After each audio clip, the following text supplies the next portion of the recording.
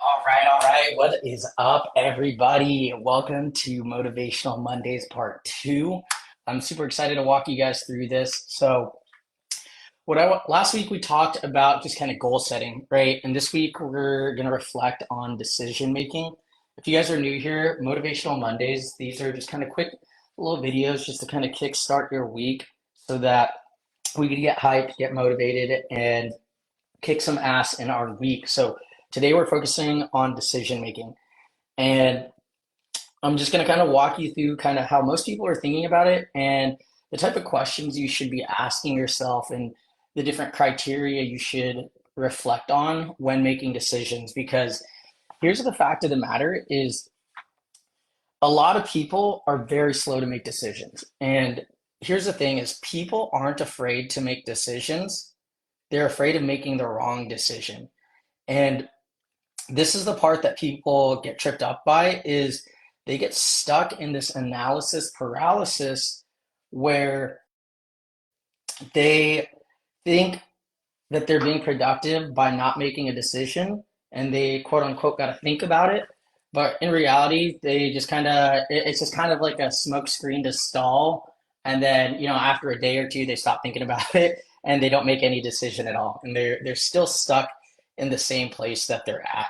So here's the fallacy with making decision or by not making decisions. So if you don't take any action at all, then that in itself is a decision and that is the wrong decision, right? You need to be able to look at something and decide, yes, this is for me, or no, this isn't going to work out for me. And saying no is totally fine, but not saying something like maybe or not making any decision at all, that is worse than, saying yes to something and it failing. Because at that point, if it fails, then you could at least learn from it, or saying no and just not doing it at all versus not knowing if it was going to work at all. So if you're stuck and not taking any action, you can't make a decision because you're afraid of making the wrong one. That in itself is a wrong decision because you're left stuck, right? You haven't even you basically taken yourself out of the game to find out, if whatever decision it was is gonna be in your best benefit.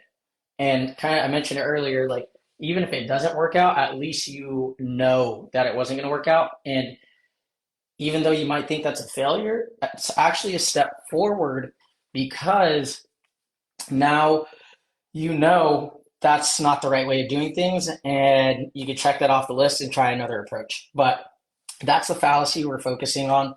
The reality here with making decisions is you will make wrong decisions. There's no or I guess you shouldn't say wrong decisions, but I guess more so you will fail at things, right? But that is how we learn. So don't be afraid to make the wrong decision where you fail. Just be more afraid of not making a decision at all, right?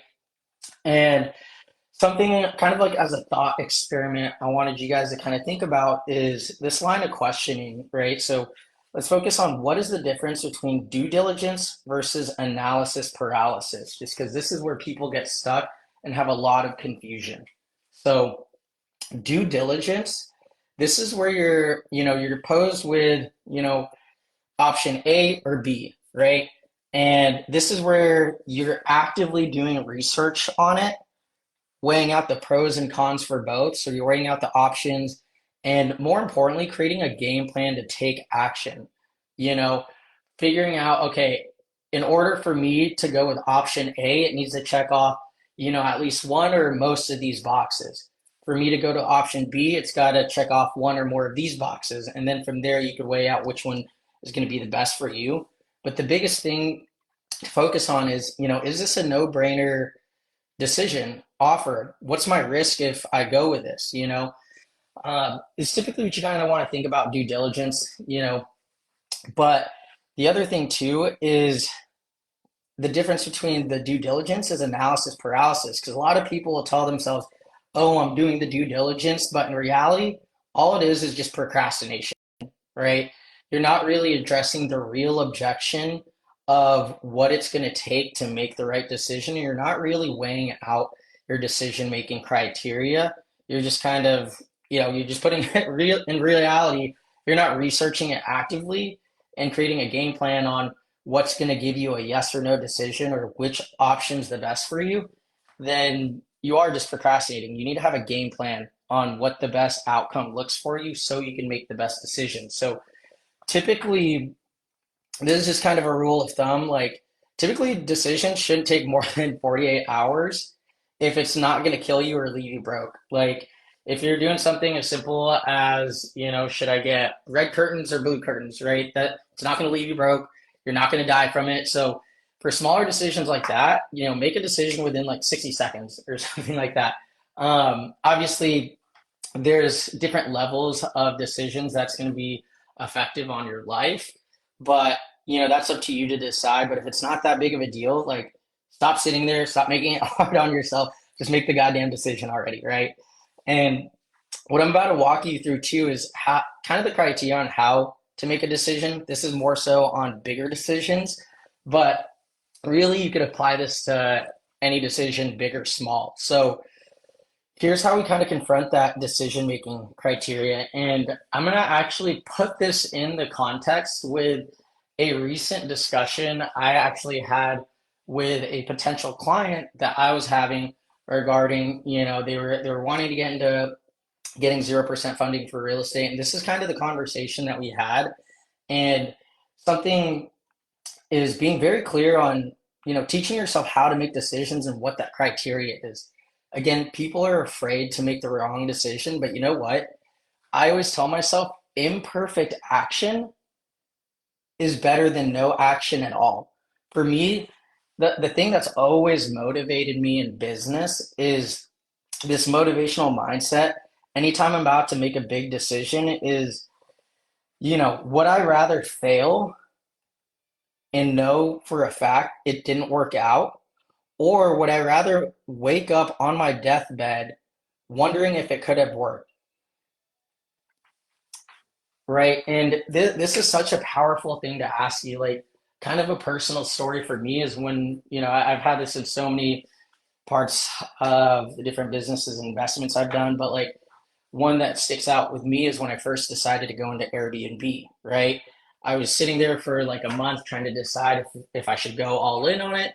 And it eventually started eating up to me at the point because I was kept doing my active due diligence and research, and I just couldn't make the decision because I was afraid of losing money and failing. And I asked myself, and even when I was doing the Airbnb thing, like what kept motivating me was telling myself, I'd rather fail and know that this isn't going to work than live the rest of my life wondering if it could have worked at all, right? So that's a really good mindset to kind of think of. And the time to make a decision doesn't really get any easier than now, just because as you get older, more and more responsibilities start stacking up, and then suddenly you wake up at 65 wondering, where the fuck did my life go, or could this have worked? So it's a little thought experiment. If you're making a big decision, obviously do your due diligence, and if you still can't feel like you can't make the decision, then ask yourself that question. Would I rather would I rather take action now and fail and know that it wasn't going to work than live the rest of my life not knowing if it was going to work at all, right? So next big thing is, how do we make those decisions? What's our criteria? And again, this is in the context of me talking to a coaching client lead. So I actually ripped this from Alex Hormozy, and this is, I honestly think is just such a great way of looking at decisions. But you want to make sure, right? At the end of the day, we're trying to get value over here, right? So, what is your dream outcome? So, something like this in the context of this program is just like your dream outcome might be, I want financial freedom. I want to be able to quit my job. I want to invest in real estate. I want appreciating assets. I want to build a family legacy, be able to pass down generational wealth through these assets. If that's the dream outcome, cool. You know what you want. The next thing to look at is, okay, based off of what the options are, how likely do I think I'm actually going to succeed at this? So in the context of this, like the offer comes with a guarantee. You have all these different levels of support, one-on-ones where, you have a coach that's going to tell you exactly what to do, when to do it, how to do it, who to do it with. And you have a coach that will actually do the first applications for you to get that proof of concept so now you could do it yourself. So boom, if you feel confident with those, how the offer's set up, then boom, we could check these two off the list. Now, on the bottom line is time delay and effort and sacrifice. So time delay is, if I do this, how long is it going to take for me to actually see results? You know, if you need the results within by tomorrow, then this isn't the right offer for you, just because that's not going to happen. But if you're okay with waiting a couple weeks or a couple months to get the funding, then we could check the box off for time delay. It's not super urgent to make that decision, or it is urgent to make the decision, but it's not urgent for you to have that funding now.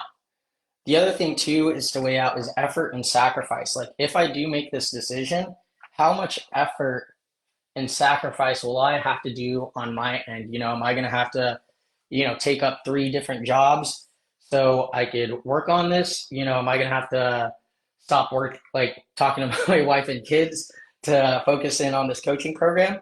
If that's the case, then don't do the program if you value that so much. But in reality, effort and sacrifice, like really all the effort is showing up to one-on-ones, going through the course modules, going through the homework that I tell you to do, and staying active in the Facebook group and just asking for questions. So if that doesn't feel like too much effort and sacrifice for you, then we could check off the box. And if we check off all these boxes, then we get value. You know, Kind of the questions that I asked this client was, will funding help you start or scale your real estate portfolio? They were like, yes. And, I asked them, so that's going to answer the dream outcome. Do you think by having someone working with you one on one, you'll have a higher or lower chance of getting funding? So that's the likelihood of achievement. The answer was yes. Do you want to work with us? Right? Do you think it would be fun to work together and see each other on a regular basis? Because if you think so, just be ready. You're going to have to see this loud Filipino with a blonde mullet talking to you every other week. So the box is checked yes. And the end of it is the decision part. Would you be willing to make shit happen? Yes? Great, let's go. If not, then this isn't the best fit for you. And that's just kind of an example of how to make a decision. And unfortunately, this client actually didn't end up closing. And that's fine. Typically for me, I want to work with people who are action takers, who are decisive, and they were still kind of stuck in the analysis paralysis. But in reality, they were just scared to make the decision because they didn't really have any questions that was going to help project their decision-making criteria forward. They were just stuck in um, an emotional fear-based mindset. And, we kind of talked about it, but fortunately we couldn't, get him to switch over, and that's fine. I was going to try to twist his arm to get him to buy it. So, it's either you want to do this or you don't.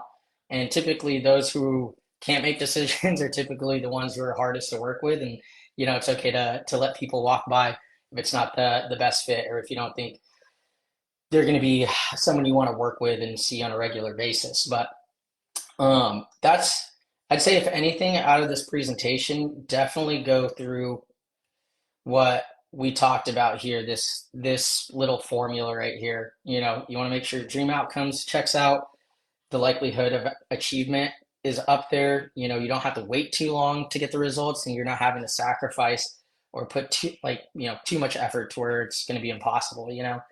But something I kind of want to just wrap this up with to kind of leave you guys is, you know, don't make decisions harder than they need to be, right?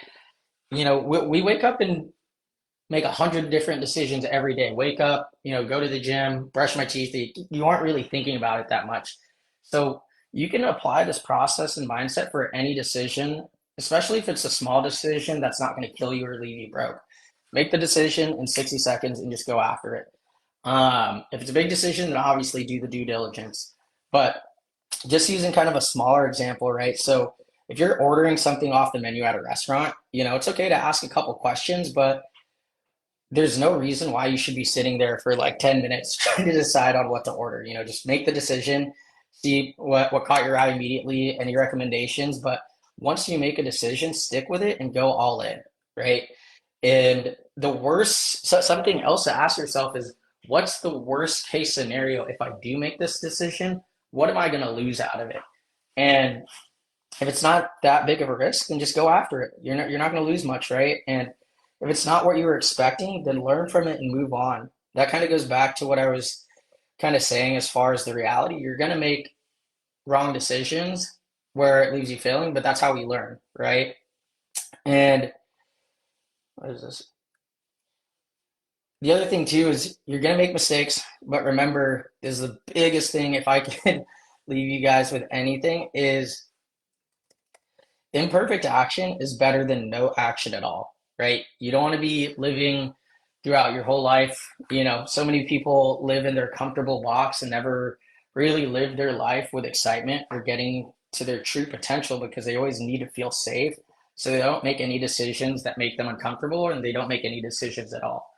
Um, some people get by that, and that's totally fine. But if you're true, like if you're in this group, you want more, and it's going to take, a lot of stepping out of your comfort zone to, turn those dreams into reality. So last thing I'll add is, remember if the decision makes you uncomfortable or is tough to make, then it's usually the right one.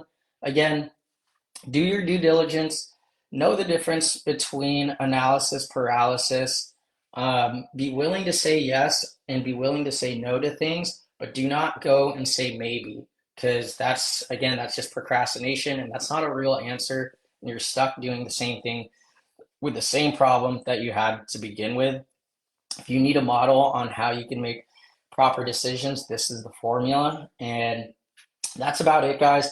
I hope this was super helpful for you guys. And I'll be looking forward to getting you guys any funding if that's something you guys need. Thanks for joining Motivational Mondays Part 2. Tomorrow we got Testimonial Tuesdays where we share some student wins of current students. And then on Wednesday we have Value Bomb Wednesdays, which you will not want to miss out on that. We're going to be talking about how to get funding for your real estate investments. Last week we talked about just real estate strategies in general. Now we're going to be talking about actually how are we going to fund that. So be on the lookout.